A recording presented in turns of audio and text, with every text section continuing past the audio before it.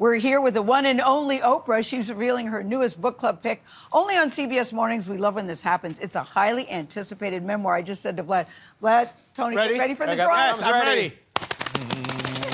And it's called Matriarch by Tina Knowles. Hey.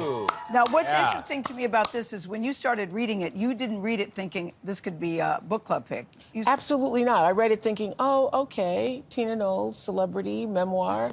And then, like, 25 pages in, I went, this is really a good book. And then she called me and started reading me passages from the book. It's right. It's Tina Knowles' life story in her own words. She shares intimate details from her life in raising music superstars Beyoncé and Solange. You know that, of course. She debated sharing private news about her health in this deeply personal book and ultimately decided to include it to help others. So we recently sat down with Tina Knowles last month at her home in Los Angeles, where she opened up about her decision to go public about this diagnosis. Here's part of that conversation. I was diagnosed with breast cancer in my left breast. How hard is it to say that? I'm getting emotional because it was like, you know, I've always tried to take care of myself, and I was in disbelief. The American Cancer Society recommends a mammogram every 1 to 2 years for women over the age of 55. But Knowles missed hers during the COVID pandemic and forgot to reschedule it until last year. That's when doctors found 2 tumors. One was benign, the other had stage 1 cancer. It was stage 1, which I thought was the earliest stage. And then when I told my sister, she said, no, actually there's a 0. So if I had gone for my mammogram, I would have got it at the 0 stage. Thank God it was still very small, hadn't spread. It was a very slow spreading cancer. Knowles had a lumpectomy to remove the cancer from her left breast. Take us to the day of the surgery. Your girls, all of them showed up All for you of them showed up in the hospital before the surgery. And Yes, what did they do? I was nervous.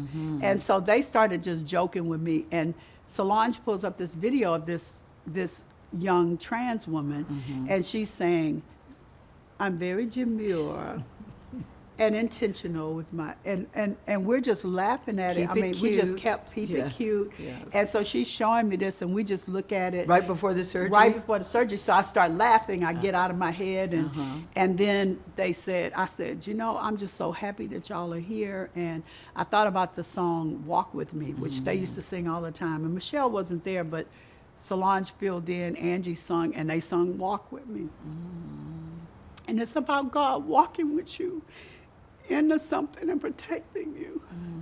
And that's what they sung that song, and I went in there feeling just like God has got me.